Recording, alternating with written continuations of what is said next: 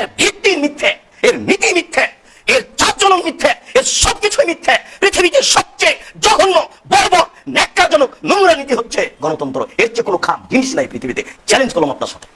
Abraham লিঙ্কনের কাল্পনিক পদ্ধতি, এই ভোট পদ্ধতি পৃথিবীর সবচেয়ে জঘন্য, বর্বর, ন্যাক্কারজনক, নোংরা নীতি হচ্ছে এই ভোট পদ্ধতি। আপনি ইনসাফ পার্টিতে এটা জায়েজ করবেন মানে? আশ্চর্য! এটা কিয়ামত পর্যন্ত থেকে যাবে। এটা কে বলেছে? এরকম নীতি মুখে লাথি মারার জন্য বহু মানুষ এই বাংলাদেশে এখন আছে। একটা কথা ছড়িয়ে গেল যে ইনসাফ পার্টি করা হবে ভোটের মাধ্যমে।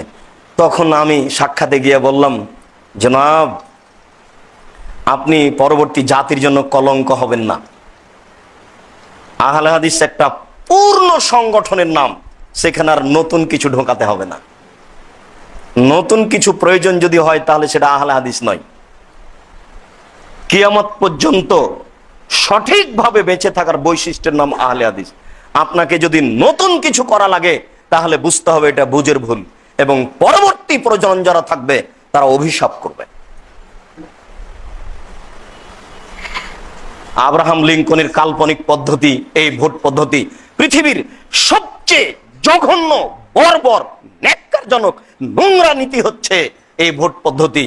আপনি ইনসাফ পার্টিতে এটা জায়েজ করবেন মানে? আশ্চর্য! এটাই কিয়ামত পর্যন্ত থেকে যাবে। এটা কে বলেছে?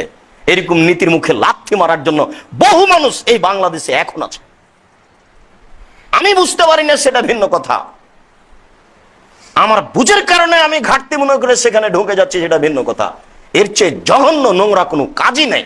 এর বাস্তব আপনারাই সাক্ষী, এই জাতি সাক্ষী, জনগণ সাক্ষী।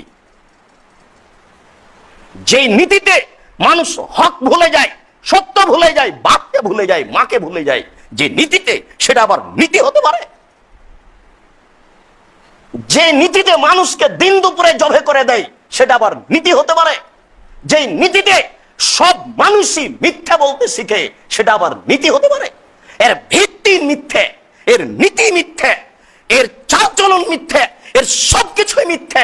পৃথিবীতে সবচেয়ে জঘন্য, বর্বর, ন্যাক্কারজনক, নোংরা নীতি হচ্ছে গণতন্ত্র। এর চেয়ে কোনো খারাপ জিনিস নাই পৃথিবীতে। চ্যালেঞ্জ করলাম আপনার সাথে। মাওলানা আব্দুল্লাহ আল কাফি আল কুরাইশি সেই কালে বলেছেন, জমিয়ত যারা করবে তারা এসব নীতির সাথে জড়িত থাকতে পারবে না। কে বলেছে আপনি জমিয়ত করেন? ভুল কথা। আপনি নিজেই পড়েন না কোনোদিন নিজের বই।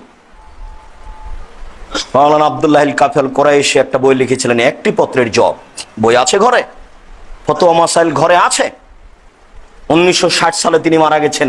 আরাফাত পত্রিকা সেই কালে যত পৃষ্ঠের ছিল, আজকে তত পৃষ্ঠাই থাকলো কেন? এটা 50 পৃষ্ঠা বের হবে।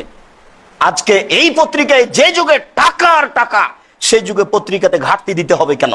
এই পত্রিকা দিয়ে কোটি কোটি টাকা ইনকাম হবে, সারা পৃথিবীতে পত্রিকা ছড়িয়ে পড়বে, এটাই ছিল প্রয়োজন। আজকে পত্রিকাতে ঘাটতি দিতে হয় কেন? সেই কালে যে কয় পাতার ছিল, আজকে সে পাতার কয় পাতার থাকবে কেন? এর জবাব কে দিবে? এর জবাব আমাকে দিতে হবে, এর জবাব আপনাকে দিতে হবে। কেন? আপনি বলছেন যে আমি আহলে হাদিস, আমি জমিয়ত, আমি বলছি, তাহলে আমাকেই দিতে হবে। কে দিবে?